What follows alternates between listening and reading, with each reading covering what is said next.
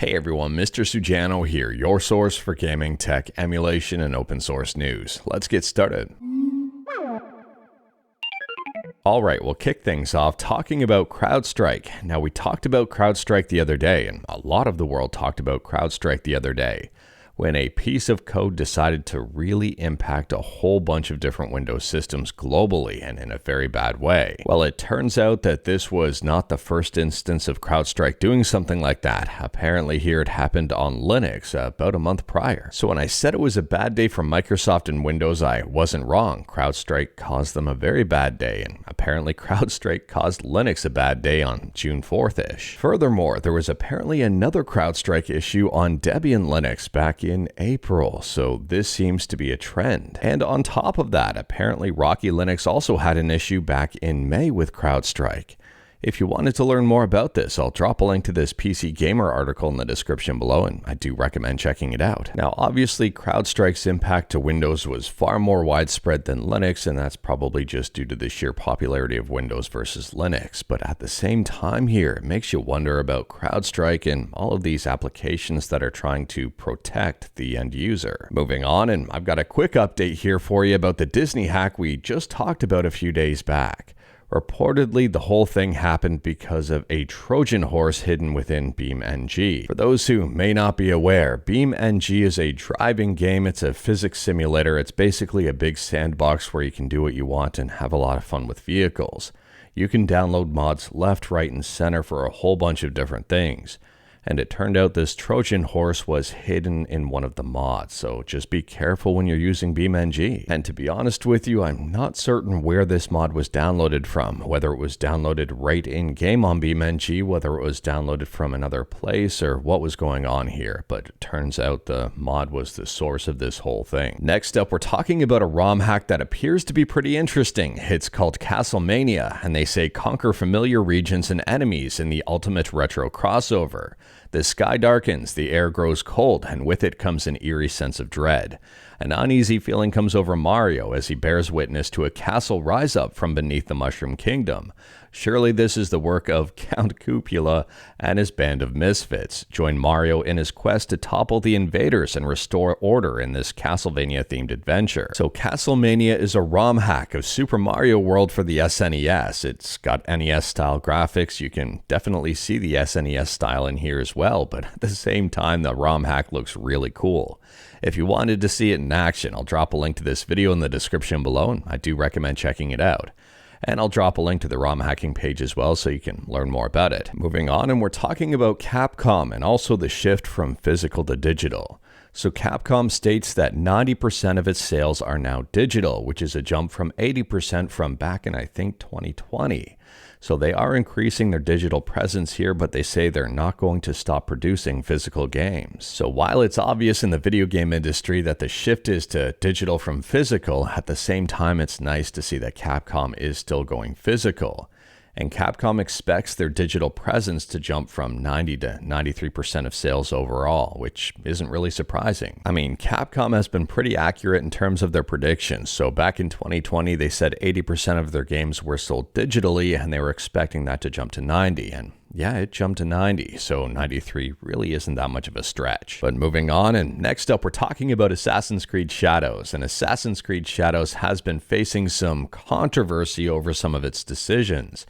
And they took to Twitter and posted a very big explanation. Now, I could be wrong here, but I'm pretty sure there's some additional fuel in the fire as Sweet Baby Inc. is rumored to be working with this game. And on top of that, reportedly Elon Musk has also weighed in on the situation, which is not giving the game a very good look at all, or at least a very controversial look. Now, I don't know if I've been living under a rock or something, but I didn't realize there was such a big controversy to this game. I don't think I've talked about this one specifically in a previous video.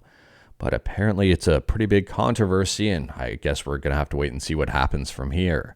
Let me know your thoughts about this one in the comments below, but please be respectful. But moving on, and next up, we're talking about the mobile game Mortal Kombat Onslaught. Now, if you play this game on iOS or on Android, you're probably not going to like this news.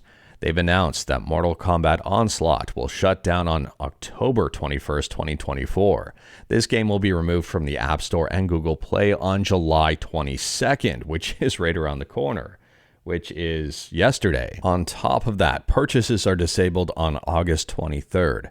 To be honest with you, if the game is shutting down in October, why would someone want to make purchases after the game is already removed from Google Play and the App Store? It makes no sense to me whatsoever. Anyways, they say players can enjoy the game until October 21st. Now, taking a quick peek over on Google Play, and yeah, the game has been taken down.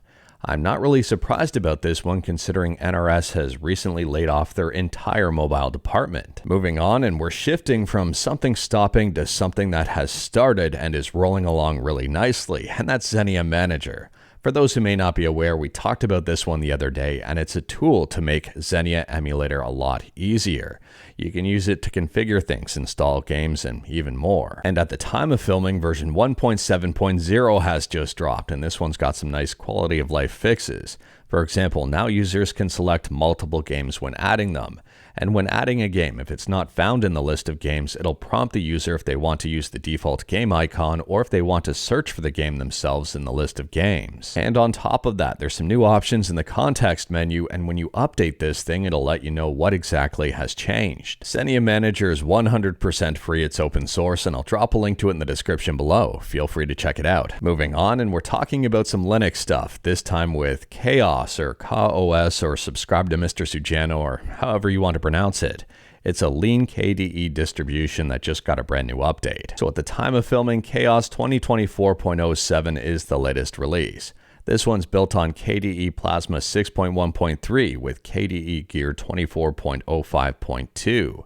and is also featuring Linux kernel 6.9.9. In my opinion, KaOS is a very interesting Linux distribution. I mean, it was built from scratch. It's been around since 2013, and it uses Pacman as the package manager. Next up, this one's a quick one. If you've got a Samsung phone, or rather if you were looking to purchase a Samsung phone in the future, Samsung is dropping Samsung Messages and replacing it with Google Messages. Now, from my understanding, this is all surrounding RCS and the fact that Samsung Messages cannot send RCS messages to people outside of their carrier, where Google Messages can send RCS messages to basically anyone, irrespective of carrier. If you are curious about this one and wanted to learn more about it, I'll drop a link to the Android Authority article in the description below, and feel free to check it out. And let me know your thoughts about Samsung Messages versus Google Messages. Which one do you like more? And speaking about phones, next up we're talking about the FCC and a very interesting new proposed rule. And that proposed rule is to have carriers unlock their phones within 60 days of activation. Now, from my understanding, this proposal is still a ways off, and I'm curious to see if it actually ends up taking hold. And yes, it's limited to the US. I always buy unlocked phones, and that's it. I don't go through the carrier because I don't like my phone locked and I don't like bloatware on it. But at the same time here, you can argue a lot of this stuff in Android anyways is bloat. Let me know your thoughts about this one in the comments below. And speaking about Android, or rather Google, next up we're talking about a brand new device here called the Google TV Streamer, which may replace the Chromecast. Unfortunately, details about this one are pretty scarce at the moment, but at the same time here, this is a pretty big departure from plugging something in behind your TV and not seeing it. Now, to be honest with you, I'm not necessarily the biggest fan of another box sitting in front of the TV. I'd rather have it tucked in behind the TV so you can't see it. Let me know your thoughts about this direction in the comments below. Next up, I've got a quick update here for you about Intel. Now, we talked about Intel recently when it was reported that 13th and 14th generation CPUs were in a heap of trouble. A lot of them were failing. A game developer discovered this, and almost 100%, or I think 100% of their chips were failing. Anyways, a lot of people have been talking about this one, and Intel has responded. Intel investigated, and it's due to a piece of microcode that's elevating voltages, causing failures. So someone from Intel is saying Intel is delivering a microcode patch which addresses the root cause of exposure to elevated voltages. And Intel is currently targeting a mid-August for patch release on this one. So it seems they may have a fix, or maybe they're just reducing voltages in hopes that these things aren't going to break. But anyways, that is all I've got for you in this one. Straight to the point, all stuff and no fluff. We talked about a bunch today. Let me know your thoughts about absolutely any of it in the comments below. If you liked this video, leave a like. If you didn't like this video, leave a like. Hit that subscribe button, check out my other videos. Don't tempt fate, save your state.